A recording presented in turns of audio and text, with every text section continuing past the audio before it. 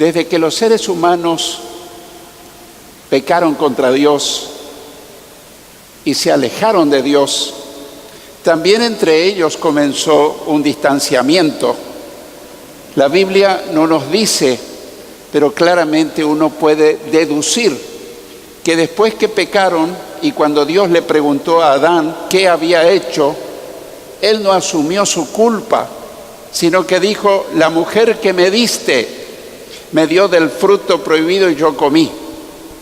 Y estaba acusando a Eva. Y al acusar a Eva, yo supongo que a lo mejor ella escuchó. ¿Y cómo pensás que se habrá sentido Eva? Se habrá sentido mal, se habrá sentido culpable. Pero implícitamente también Adán estaba culpando a Dios, porque le dijo: la mujer que me diste. Eso significa que si le hubiese dado otra clase de mujer, tal vez él no hubiese caído en pecado. Entonces, desde que el ser humano pecó contra Dios, se empezó a alejar de Dios y también se empezó a alejar el uno del otro. Y eso continúa hasta nuestros días. Esa lucha, esa confrontación, esa discordia entre los seres humanos es el pan nuestro de cada día en la sociedad. Y digámoslo en voz baja y entre paréntesis, a veces también en familias cristianas. No debería ser así, pero muchas familias cristianas tienen conflictos en el hogar, tienen conflictos en el matrimonio, tienen conflicto con los hijos los unos con los otros, y entonces este mal está diseminado por toda la sociedad y digámoslo en el mundo entero. Por eso hay guerras, rumores de guerras, confrontaciones bélicas. Todo es producto del pecado del ser humano hacia Dios. Eso produjo un alejamiento de Dios y un alejamiento también en nosotros. Sin embargo, cuando le damos lugar a Cristo en nuestro corazón, podemos vivir en paz a pesar de las diferencias. Esa es una de las grandes ventajas, que podemos gozar de paz y podemos vivir en conciliación el uno con el otro, y no necesariamente debemos pensar igual. Sería la vida muy monótona y aburrida si todos pensamos igual, si tenemos el mismo criterio, si tenemos los mismos gustos. Pero justamente ahí está el depender de Cristo, el darle lugar en nuestro corazón, que Él no solamente nos perdone nuestros pecados, nos dé la salvación del alma, la vida eterna, sino que nos ayude a vivir en paz los unos con los otros. Y precisamente, continuando con el estudio de la carta a los Efesios, el título de hoy es Cristo es nuestra paz. Cristo es nuestra paz. Y esto no es un eslogan simplemente, o un título.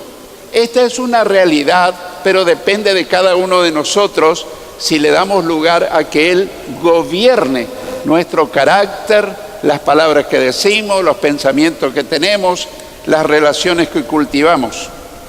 En Efesios capítulo 2, los versículos 14 al 18.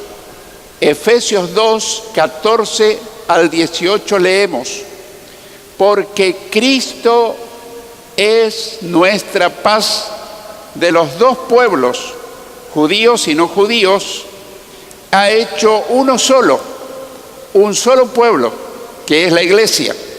Yo le voy agregando aclaraciones para que podamos entender a qué se refiere. Derribando mediante su sacrificio el muro de enemistad que nos separaba, pues anuló la ley con sus mandamientos y requisitos. Esto lo hizo para crear en sí mismo de los dos pueblos una nueva humanidad al hacer la paz, para reconciliar con Dios a ambos en un solo cuerpo mediante la cruz, por la que dio muerte a la enemistad. Él vino y proclamó paz a ustedes que estaban lejos y paz a los que estaban cerca, pues por medio de Él, es decir, de Cristo, tenemos acceso al Padre por un mismo Espíritu.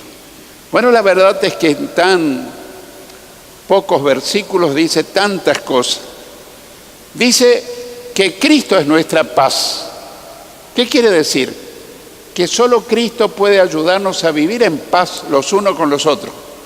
Pero yo, para estar en paz con otro, tengo que primero tener yo mismo la paz de Cristo en mi corazón.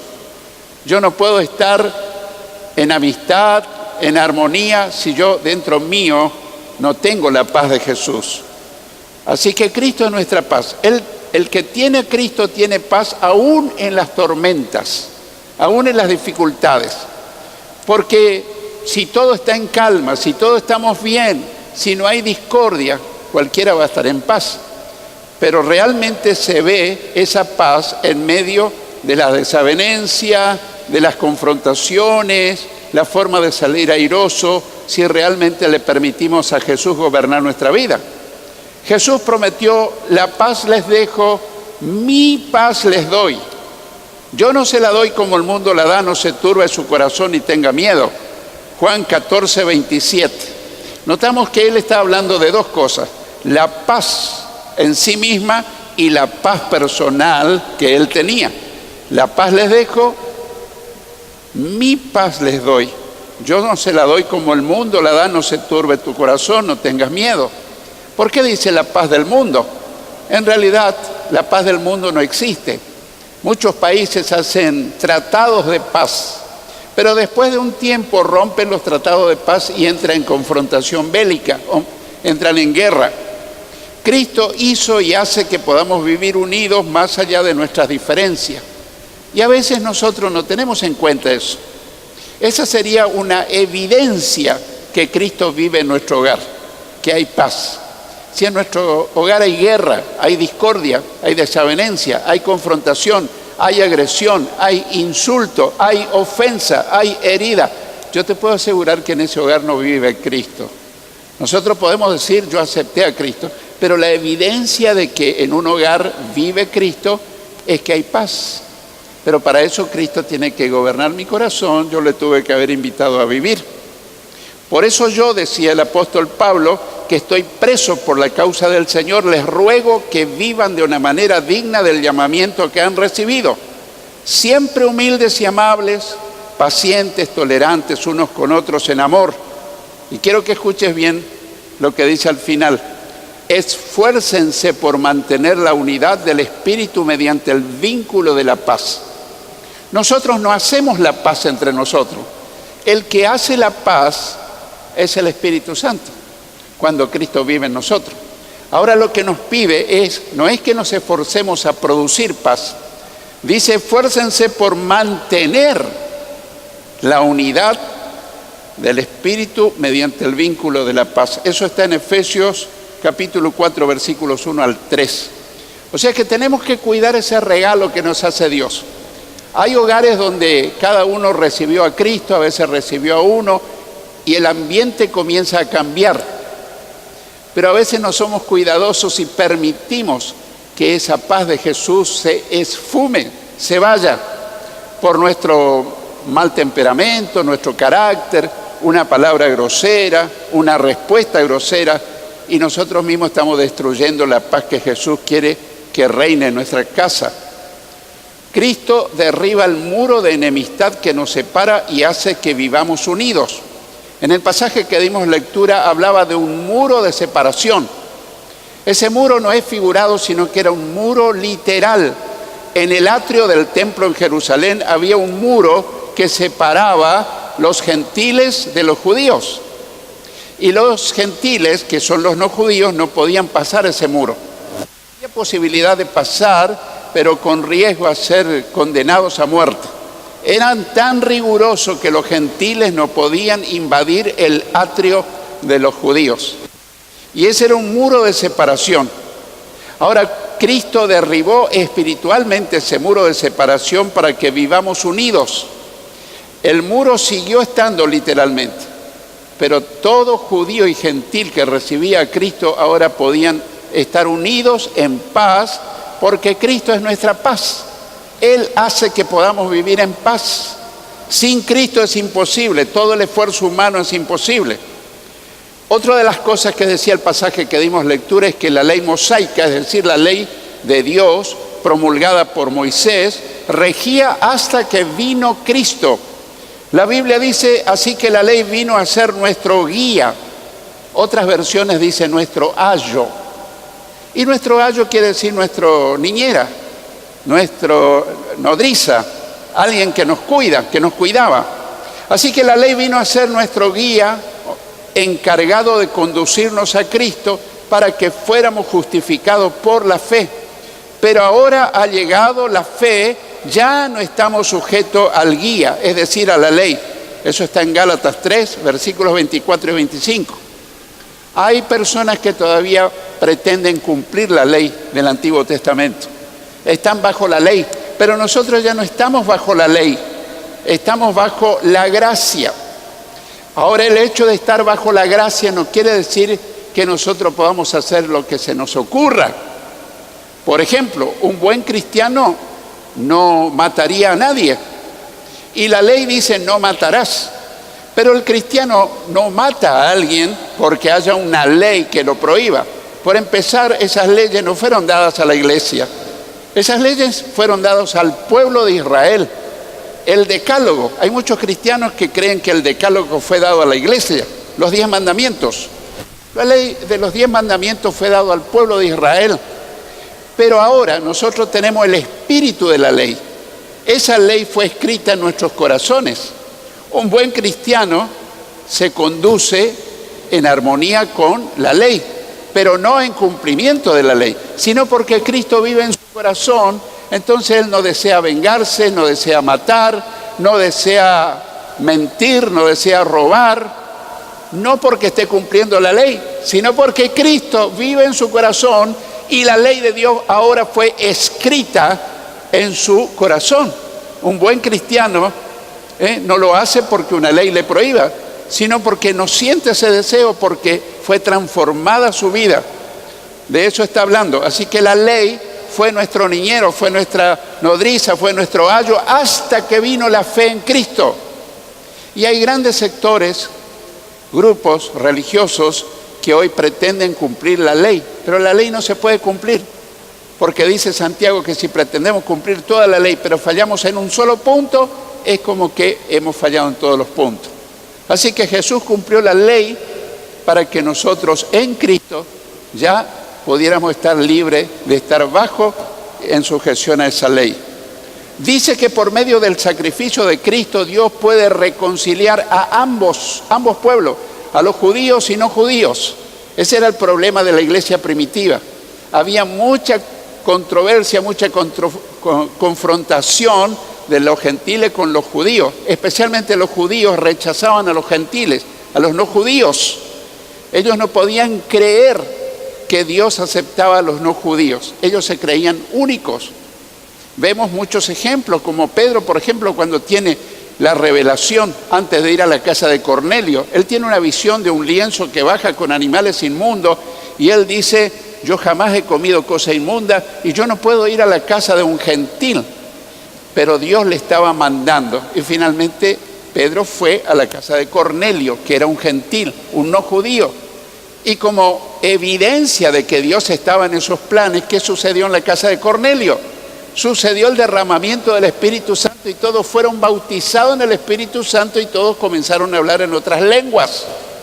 Y algunos dicen, bueno, solamente en Pentecostés ocurrió. No, ocurrió muchas veces después y sigue ocurriendo.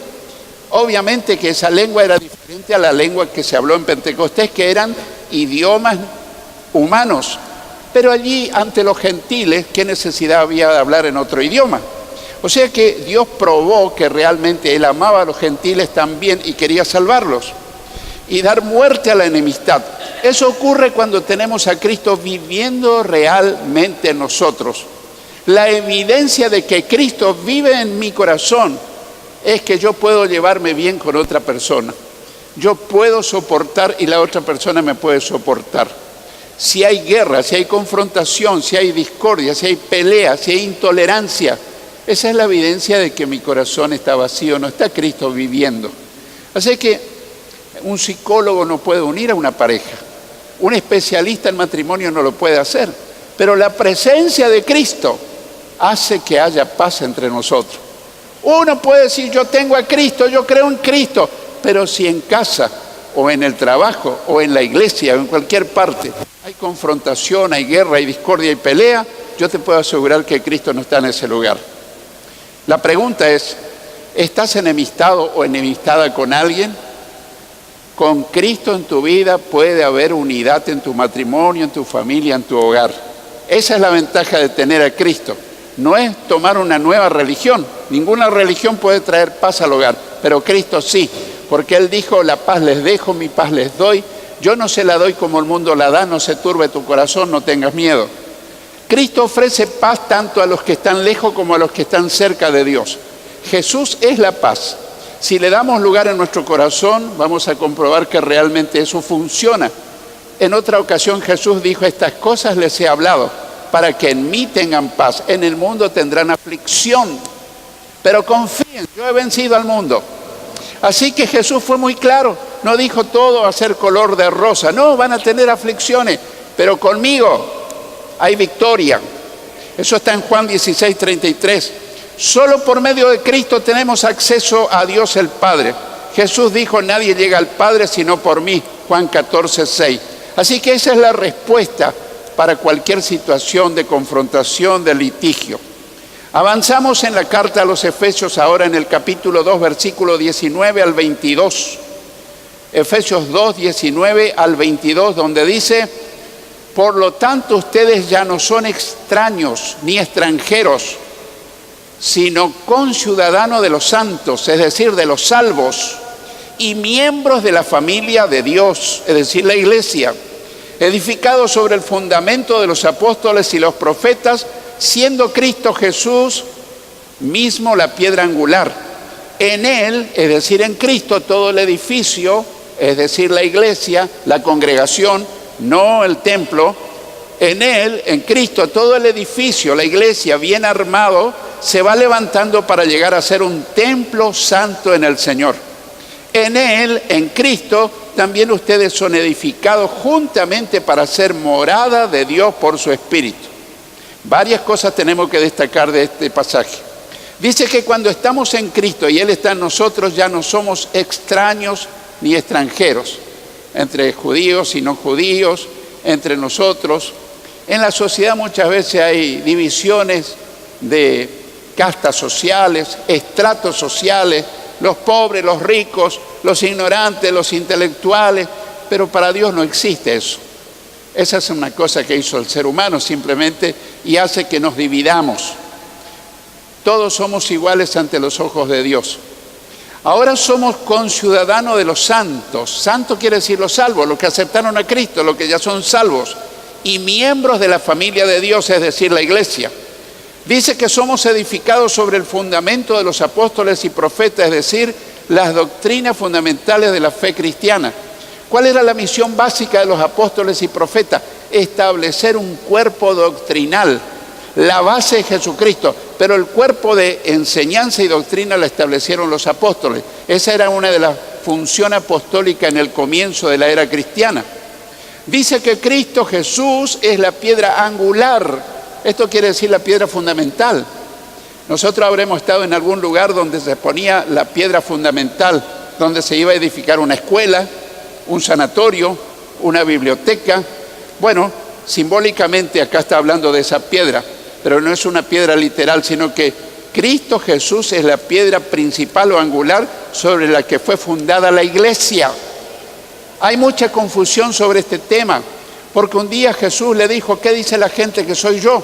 Y le dijeron un profeta, el otro profeta y el otro, y Jesús le dijo, ¿y ustedes qué piensan? ¿Quién soy yo? Y Jesús, el más dinámico, dijo, tú eres el Cristo, el Hijo del Dios viviente.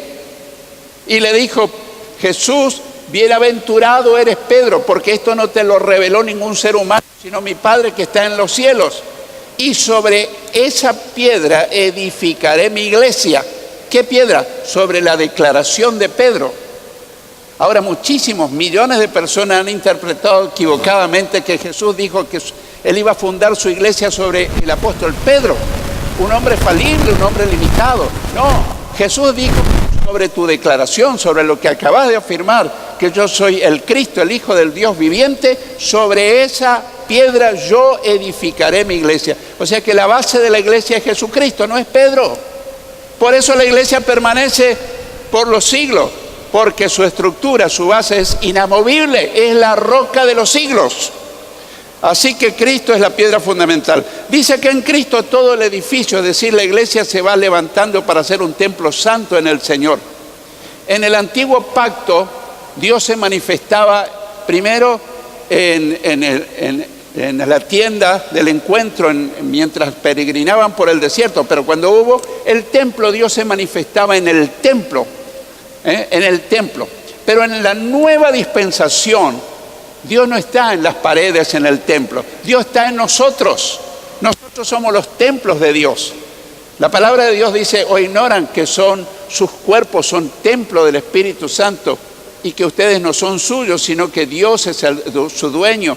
Ahora Dios no habita en templos de ladrillos, habita en seres humanos. Nosotros somos el templo de Dios. Por eso es importante que el cristiano cuide su cuerpo, que no se vaya a cualquier parte, que no haga cualquier cosa, que no diga cualquier cosa, pues somos templo de Dios. Él habita en nosotros. Cuando nosotros estamos aquí, el Señor está aquí. Cuando la iglesia se dispersa al terminar el culto, el Señor se va con nosotros. No creamos que estas paredes lo detienen al Señor. No, somos el templo del Señor. Así que somos responsables de lo que hacemos. Jesús dijo, si ustedes me aman, obedecerán mis mandamientos. Y yo le pediré al Padre y Él les dará otro consolador para que los acompañe siempre. El Espíritu de verdad aquí en el mundo no puede recibir porque no lo ve ni lo conoce. Pero ustedes, les dijo a los discípulos, sí lo conocen porque vive con ustedes y estará en ustedes. Dentro de nosotros, el Espíritu. Juan 14, versículos 15 y 16. Bien, realmente es asombroso el cambio que hubo del antiguo pacto, de la antigua dispensación al nuevo pacto, al Nuevo Testamento, a la nueva dispensación. Muchos cambios asombrosos. Por ejemplo, en el antiguo pacto había sacerdotes. En el nuevo pacto no existe sacerdotes. No vas a encontrar en el Nuevo Testamento ninguna parte donde diga que el sacerdote ministra en la iglesia. No existe el sacerdote en el Nuevo Testamento. Existe, pero de otra manera. Dice que nosotros, cada uno de nosotros, cumplimos una función sacerdotal. ¿Y qué es la función sacerdotal? Acercar a la gente que no conoce a Dios. Nosotros somos real sacerdocio, pueblo santo, pueblo adquirido por Dios para que anunciemos las virtudes de aquel que nos llamó de las tinieblas a su luz admirable. Pero no está a cargo de la congregación un sacerdote. Algunos dicen, somos iguales, católicos y evangélicos. No, diametralmente opuestos, no tiene nada que ver una cosa con la otra. En el nuevo pacto, la Biblia enseña de que hay pastores, que hay profetas, de que hay apóstoles, que hay evangelistas, etc. Pero nunca vas a encontrar que hay sacerdotes, porque sacerdotes somos todos. Los pastores también cumplimos una función sacerdotal que es acercar al pecador a un Dios santo. La labor profética es la inversa, trae la voz de Dios al pueblo, a los necesitados. Pero me gustaría, después de reflexionar sobre todo esto, qué hermoso es poder tener a Cristo en el corazón. Y yo comencé diciendo que cuando el hombre se distanció de Dios, comenzó la distancia entre ellos también. Y los primeros hijos de Adán y Eva, Caín y Abel, ustedes conocen la historia, ¿cómo terminaron? En una forma dramática, trágica. Caín mató a su propio hermano. ¿Y por qué lo mató? Bueno, porque la ofrenda de Abel agradó a Dios y la ofrenda de Caín no agradó a Dios. Entonces él lo invitó a salir al campo y lo mató. Fue el primer crimen que registra la palabra de Dios en la raza humana. Pero todo fue a consecuencia del pecado. El pecado ha dañado terriblemente al ser humano. Pero cuando el ser humano reconoce sus pecados, le pide perdón a Dios y se acerca a Dios, Dios le perdona todo y se puede restablecer la paz, primero con Dios y después entre nosotros. Hay una promesa muy linda que dice, justificados pues por la fe, tenemos paz para con Dios por medio de nuestro Señor Jesucristo, Romanos 5:1. Mirá lo que dice, justificados pues por la fe, tenemos paz para con Dios por medio de nuestro Señor Jesucristo. Sin Cristo no podemos hacer nada. Ahora lo paradójico es, cuando decimos que tenemos a Cristo, pero estamos peleados. Eso no coincide, no es real. La evidencia que Cristo vive en nosotros es que vivimos en paz, porque Cristo es nuestra paz. Esa es la demostración de que realmente Cristo vive en nosotros. Quiero concluir contándote de un concurso de pintura sobre tela. El tema de los artistas debía reflejar la paz. Un tema difícil, ¿cómo se podría pintar la paz? Pero ese era el tema del concurso. Uno de los artistas pintó un hermoso y tranquilo amanecer que reflejaba la paz. Otro pintó un crepúsculo, es decir, un atardecer, donde se reflejaba la tranquilidad del anochecer. Otros artistas pintaron temas parecidos, pero uno de los artistas pintó una furiosa tormenta que desgajaba las ramas de un árbol. Parecía una contradicción. Todos miraban y decían, lo que menos representa este cuadro es la paz. Entonces se fueron al artista, ¿qué pasó con tu cuadro? Esto parece la guerra, no la paz. Entonces él los invitó a acercarse a su cuadro. Así que cuando los demás artistas y los jueces fueron a observar el cuadro de este pintor, se acercaron y vieron una avecita tranquila en su nidito. Entre el rugir de la tormenta, esa avecita estaba allí con una paz profunda en su nidito. Eso reflejaba la paz en medio de la tormenta. La verdadera paz de Cristo no depende de las circunstancias, sino que en medio de las tormentas de la vida, el que tiene a Cristo en su corazón puede disfrutar de la paz del Señor. Alguien me va a decir, pero ¿y si de la otra parte no quieren hacer paz? Yo te puedo asegurar una cosa. Cuando vos no haces la guerra, el que te hace la guerra enseguida se cansa. Y cuando vas por la calle y te aparece un pichicho y vos te detenés a retarlo al pichicho, al ratito está en una jauría de perros. Pero si vos te quedás quietecito y no le haces la guerra, enseguida se calla el pichicho y seguís tranquilo tu camino.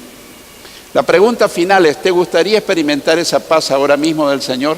Él está en medio nuestro y Él te quiere dar esa paz. Él vino para darnos paz, ya seas que la tenga o no. Pero yo todos los días le digo, Señor, yo quiero gozar este día de tu dulce paz. Y te puedo asegurar que cuando se lo pido y espero, Él me empieza a llenar a pesar de la tormenta que puede estar rodeándome. El que tenga oídos para oír, que oiga lo que Jesús te dice y me dice.